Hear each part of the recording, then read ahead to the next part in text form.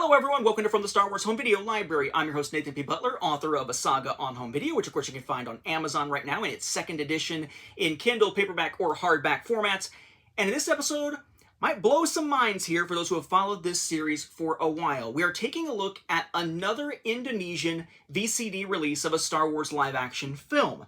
Very much like we saw in the last three episodes. 485 was The Phantom Menace, 486 was Attack of the Clones, 487 was Revenge of the Sith, all from Indonesia, and we'd seen tons of VCDs before that, typically seeing VCDs of the original trilogy, which we looked at really just once from Malaysia, quite a few from like Turkey and Malaysia and Hong Kong and so on for the prequels, now with Indonesia in the mix as well, but always sort of that stuff from that era in which DVD was sort of coming into its own and VCD was starting to fade.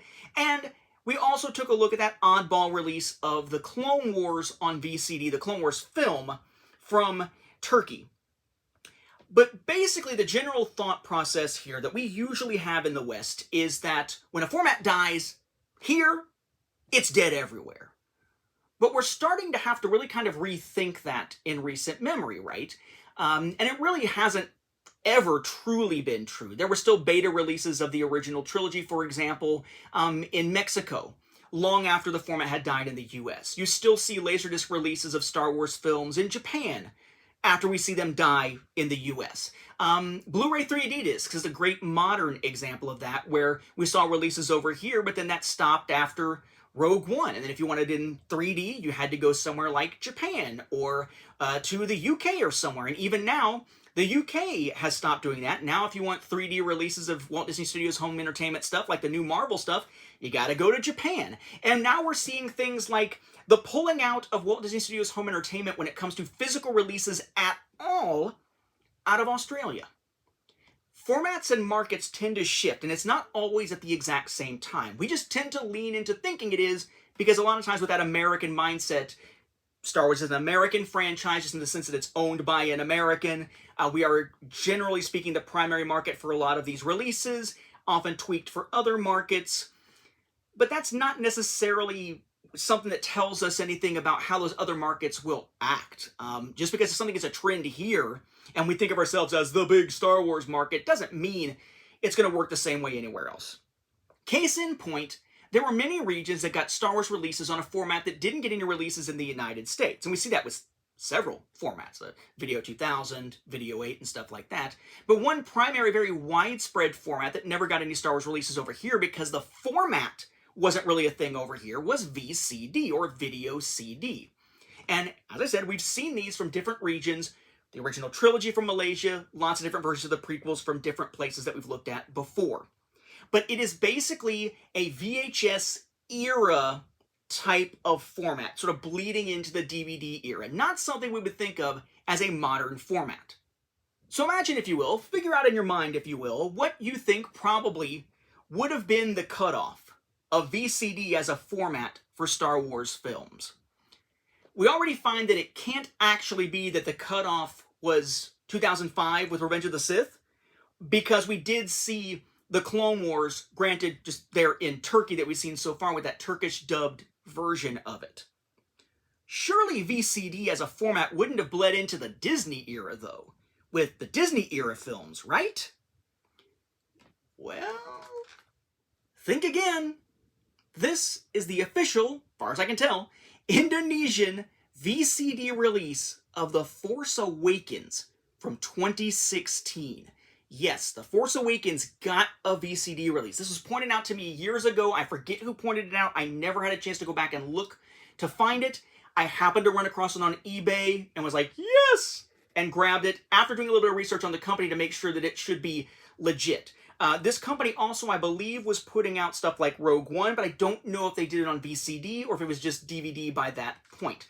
The company is a Vision Home Entertainment. So, we have here that poster art there, that sort of DVD also art that we've seen, on a little slipcover over one jewel case. We have pricing down here in the corner. It says Vision Home Entertainment Original VCD, RP 39,000, Tex Indonesia. We have a little Vision Home Entertainment hologram here, VCD video, 3-disc, yes, 3, not 2, like the other films with one oddball that we'll briefly mention again here in a second. VCD video, Star Wars The Force Awakens, Lucasfilm. Same thing on the other side.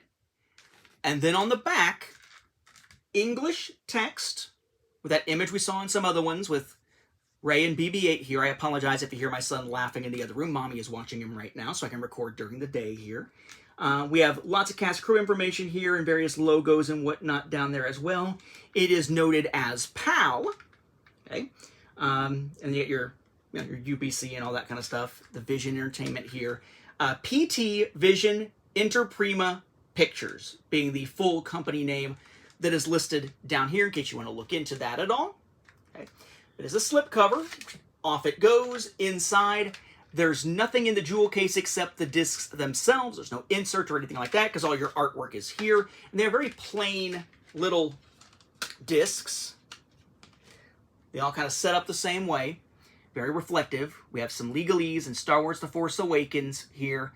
Then over onto the side, you've got feature running time, Lucasfilm, video CD, disc 1, copyright, more legalese around the edges. Notice all of this stuff is all in English at this point.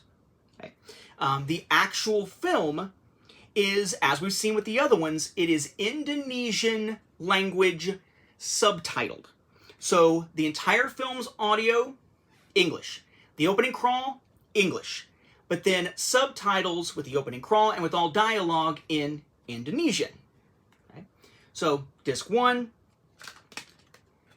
disc 2, same kind of thing, just says 2. And then disc 3, same kind of thing, held with an arm inside the jewel case here.